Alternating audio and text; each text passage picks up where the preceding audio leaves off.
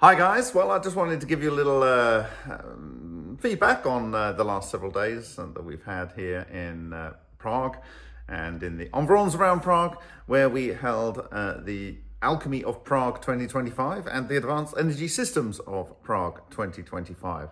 And it was an absolute blast. We had people from all over the world join us, and so thank you to those people that flew in from Hawaii and from far as field as Australia. That is some effort to come here, but I think they got an experience that they will take with them for the rest of their lives. And anyway, so we did singing mushrooms, and we did mushroom essence extraction. And then we went on to talk about how this feeds into modern alchemy. And we talked about at the advanced energy systems, the process that it looks like is going on in many, if not most of these systems, involving a clustering of electrons. And this leads to basically a little machine that is able to take matter into it, break it down, and rebirth that matter in basically a way that you might call the flower of life. And this is something that it would appear one Dr. Takaaki Matsumoto was doing in the 1990s. In fact, he started in 1989, and he was working at Sapporo University in Hokkaido in Japan.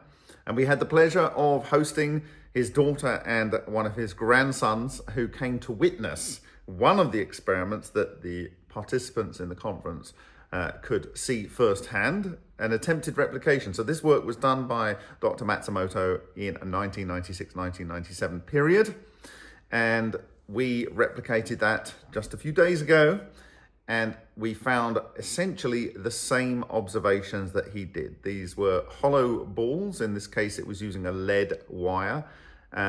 Absolute genius on Matsumoto's part, because the way the tools work, that lead appears very white on the analysis tool, the copper appears gray, and the majority of the light elemental reaction products appear as black or dark gray. And so you have this wonderful contrast between the starting product and the substrate and the material that is born. And he called this process electronuclear collapse. He said that there's something like 39 to 40 more orders of magnitude between the electric force and the gravitational force. And he argued that if gravity can cause matter to collapse in, let's say, a neutron star and rebirth new matter, then why could we not do this with this electrical force? And he effectively does that in what he calls microball lightning. He has his own term for that called itonic clusters. Anyway, these things cause what's called electronuclear collapse. The matter completely collapses into something, and then it gets born, and he calls it electronuclear regeneration. And when we did this experiment, it's a very short experiment. I think the one that I studied actually only lasted for 1/4 of a second on 120 volts at 50 hertz AC.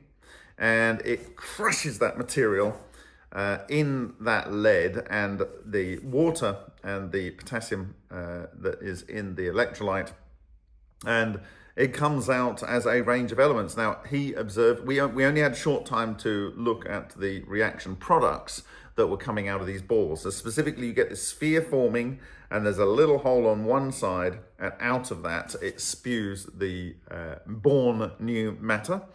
And in our case, we were able to look at a few areas, and we found that on an area scan, it had silicon, aluminium, chlorine, calcium, and iron, in addition to the starting elements. And in his experiments, he additionally found magnesium and sulfur, which are both classic elements to be found in these processes, as we have found in experiments like Binzhen Huang's cavitator. I think the world is catching up. So it was incredible to be able to, in front of the delegates at the conference, replicate this incredibly simple demonstration of electronuclear collapse and electronuclear regeneration, which I call the flower of life. And you can see even in modern papers, people are catching on to this. They are realizing right as of yesterday, that's the 29th of September 2025, There is a paper published in a mainstream journal of scientists from Stanford University, and they're finding if you create microbubbles, you get little arc discharges, which they are calling little miniature lightning. And a scientist from Purdue University says, I think we're going to find all kinds of things going on in these microbubbles. Oh, really? Well, Matsumoto called these things in the early 1990s microsparks. And yes, the world is catching on to the magic of cavitation and electronuclear collapse. So I'm sad I didn't see you this year. If I did see you this year, well done. It was a blast. And I look forward to seeing you next year at the Alchemical of Prague and of the Czech Republic. See you there.